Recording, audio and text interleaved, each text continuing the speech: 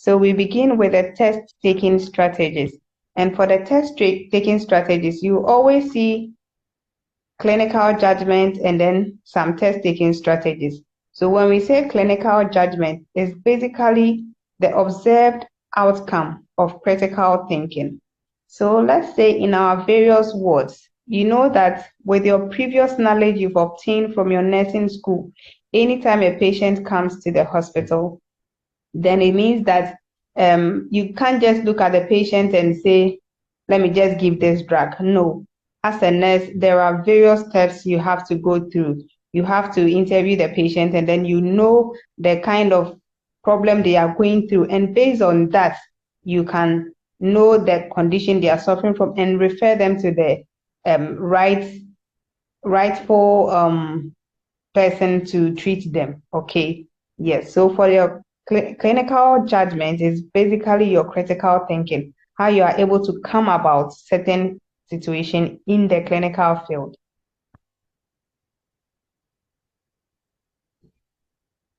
And then when we talk of NCSBN, if you have come across it, it's basically the National Council of State Boards of Nursing. This board is mainly the one that sets our exam, the Nclex exam, okay? The only board that can set Nclex exam is the NCSBN, also known as the National Council of State Boards of Nursing, okay? Now, they have come up with some structures, okay? And these are the major procedures you have to go through in case you have any other kind of patients in your ward or in your field of practice. These are the various steps you have to follow so that you'll be able to give the right treatment to every patient. Okay, so in your learning, in case you encounter any problem, I will advise that the only board you can always Google to ask questions, you can use the NCSBN, which is very helpful. Okay. So they have 6 cognitive skills or processes, and these are the processes you always need to follow in answering your Nclex exam. So in case you have a patient or any other thing, this is the step you have to follow. We have recognizing cues. And when we talk of recognizing cues, it means that you will have to identify relevant information or data from the patient. Okay, so whatever information, like maybe a patient comes, you check their blood pressure, you notice it is high. You check their temperature, you notice it is high. Based on that data, that is when you can also analyze your cues. And when we talk of analyze cues or analysis of cues, it means that you have to interpret and make sense of the collected data. Okay, I hope you are following.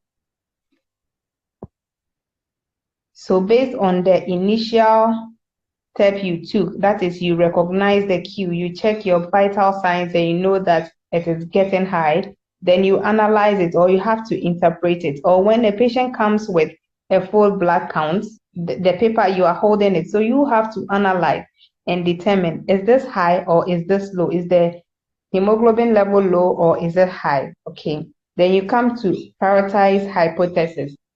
So for this one, you have to develop potential causes or explanation for the client's situation. So whatever may be generating the cause. So let's say a patient comes with a high blood pressure, you check and it's high. You can't just go ahead and diagnose the patient of hypertension. Sometimes patients who comes with that might be anxious. Anxiety is some of the things that can trigger a high blood pressure. So you have to really look into the situation and then note what is causing it at that moment. Then the next step is going to be you generate solutions. So for generate solutions, you need to formulate possible interventions based on the prioritized hypothesis. Then you take action. You implement the chosen solution or intervention. So whatever intervention you do, giving an antihypertensive or giving an anxiolytic, then you take action by doing that. Okay. Then when you are done with all these things, you have to evaluate the outcomes. So evaluation means that you want to be sure, you want to recheck the blood pressure and see that if it has been reduced. So these are the 6 cognitive skills that you need to apply in your clinical field.